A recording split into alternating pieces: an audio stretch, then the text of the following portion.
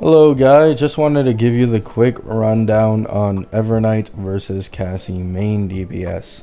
Now I wanted to test this after I made a video saying that Cassie hate is overblown because meta wise she's not even the top dog anymore, and people were saying no, Evernight main DPS isn't competitive with Cassie. Oh, you need Cassie plus Evernight for her to really shine, oh, this and that. And so I waited till I got Evernight, till I got my own vertical investment, till I built her. And now I tested the two against each other, right? So I used an E0S0 Ruan Mei with DDD. I used a E0S0 Hyacine with S5 of the Cyrene Gotcha Lycone, 4-star. And I used E6 RMC with S5 of the Hertashop Lycone that gives a speed boost. My E2 Cassie got an auto 0 cycle against Japard, and my Evernight got a 2 cycle. However, there's of course more nuance to this. Cassie's 0 cycle against Japard came down to the literal last action left, being the bounce attack from the exploding dragon, which is incredibly close. If Japard had like 200k more HP, he would have just lived, and it would have been 1 cycle for Cassie, right? And Evernight is of course having to deal with non-ice weak. Now you would think that this makes it neutral since they're both non-weak to each other's elements. However, no, because Cassie has inherent 20% res pen in her kit, this actually gives her a further advantage in non-weak scenarios as compared to if it was neutral weak scenarios. So yeah, keep that in mind. Cassie has a bit of an advantage here. Now, Evernight, against the 0 cycle that she had against Japard and how much HP she got him down to in that cycle, was 34%. And she as well got the dot mob down to around 25%. So, that's pretty solid considering I have 1 less cost on Evernight and her E2 is a much bigger jump. And Cassie also massively benefits, I have to say, from specifically this dot mob because of the insane high frequency amount of attacks. Because of the way Cassie's E2 works by action advancing and constantly hitting, this just activates the dot mob's action advance as well, leading to a lot more enemy hits, which leads to more energy and leads to just more attacks, of course. If it weren't for this gimmick, Cassie would have performed even further worse if it was a neutral mob scenario, right? So, would also like to mention that Cassie had the advantage in terms of it being non-element weak, and she has the advantage against the specific mobs, plus an extra Eidolon. Now, if we account for the jump Evernight gets in her E1 to E2 jump, then yes, Evernight, despite the unfavorable situation here, would just beat Cassie. She gets around an 85% overall performance jump going from E1 to E2. Not E0 to E2, E1 to E2. So if you account for just face value 85% performance increase, that is 100% also 0 cycling Japard. However, there's more nuance to this which I want to get into.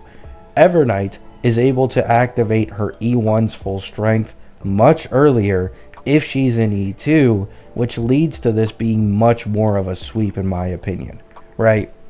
For those who don't know, Evernight's E2, she basically just gains 40% crit damage. However, the most important part is that whenever she gets Memoria from anything, an extra 2 Memoria will be stacked on top of this. So, she basically massively increases her attack frequency, and she's able to hit for much bigger Memoria nukes. This means the dot mob just dies before it enters its damage reduction state and summons adds, and this means that Evernight instantly gains a 50% damage increase in her single target damage against 1 target mobs. So, yeah. Evernight, even at face value, would beat Cassie a little bit in a 0 cycle.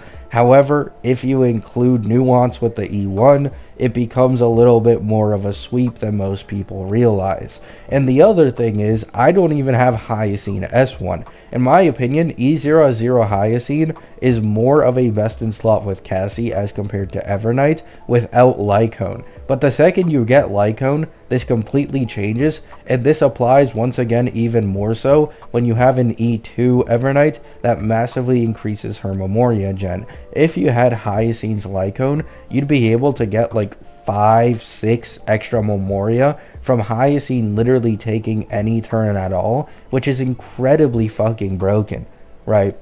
So keep that in mind. Evernight would 100% beat Cassie with just a face value upgrade, but when you use Nuance, it actually becomes even worse for Cassie. And once again, these were both tested on Auto Battle. Evernight has a higher ceiling, a much higher ceiling, because of the fact that she appreciates RMC so much. People who are able to rightfully time RMC's action advances very well will see a much better performance increase for their Evernight, and they will be able to get multiple attacks off as compared to the auto battle I used. So Evernight has a higher ceiling, she is better in main DPS, she has the better vertical investment, and then alongside this, she can also be a sub DPS or just a straight up buffer in general, right? Something else to keep in mind here is that Hyacine's damage, and if you're going to pull for her, Cyrene's damage, get massively more increased with Evernight as compared to Cassie, right? I literally noticed this instantly.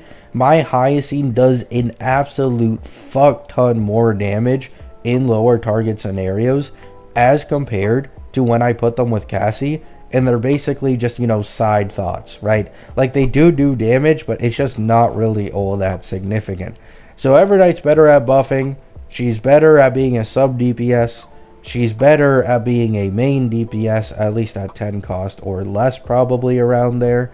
And she's also facing all these disadvantages with non-element weak, no Hyacine Lycone, can't take full advantage of her E1 early on, and she's still surpassing Cassie, right?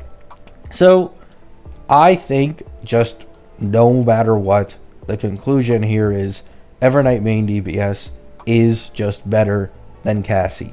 And even if you use Cassie plus Evernight, I just think Evernight main DPS with her optimal vertical investment at E2 would probably just be on the exact same level. Like, it really is that simple. Evernight E2 is just really fucking broken. She has the better vertical investment. And the last thing I'd like to mention here before I end off the video is SP economy. Evernight's SP economy is fucking leagues above Cassie. Like, she spams skill point gen, and it only becomes even bigger of a boon once you consider her E2. You can infinitely skill on your supports without ever running out of skill points, basically. So yeah, Evernight main DPS is really fucking strong, and I would not recommend anyone pull Cassie if they don't already own her, in my opinion, right? I am saying this as an E2S1 Cassie owner. This account is completely dedicated towards Cassie vertical investment, and I will be entering the whaley territory of 10 plus cost, where getting Cassie will actually be worth it. However, that is my specific case, and I'm not going to sugarcoat or lie about a character's value. Evernight is 100% just Cassie power creep in my opinion, and it is very, very fucking blatant. Now, of course, this does have a lot of its value tied to RMC. So, if you plan to use Elation MC in the future, then sure, I can understand you not wanting to use RMC. The reality is Evernight highly values action advance, even more so than Cassie, as that can allow her to get an extra attack off. However, if you don't have an issue with using RMC, then this is just easily better than Cassie investment in my opinion. I just go full Evernight, and in fact, what I'm currently doing, by the way, what I used to clear endgame I just separated my Cassie and my Evernight. It's that simple. I separated my Cassie and my Evernight, made them two different main DPSs, and now I don't really have to worry about clearing endgame content or pulling another DPS. I used Blade plus Gallagher for my Cassie, and then for Evernight I used Hyacine plus RMC plus my E0 S0 Sunday, and the only thing he's really doing is giving the action advance, but that alone is already enough to help my Evernight a lot, right? So yeah, personally, I win at the end of the day, because I can just separate these two into main DPSs and completely shit on the endgame content. But this is a video mainly focusing on main DPS versus main DPS, and my conclusion is Evernight is 100% stronger than Casterus main DPS. And even if you were to add Evernight in a Cassie team, here's the thing, Evernight isn't that big of an increase for Cassie, right? It's only until you get into like the 2 cost range of E0 S1 or E1 S0 where you start to notice the uplift. However, if you are going to be stuck with an E0 S0 Evernight, it's straight up better to just pick something up like E1 Tribby instead of that, because E0 S0 Evernight is not going to be a noticeable upgrade over RMC in the slightest in a Cassie team. Love you all. Hope you have a great day. Hope you have a great night. Peace out.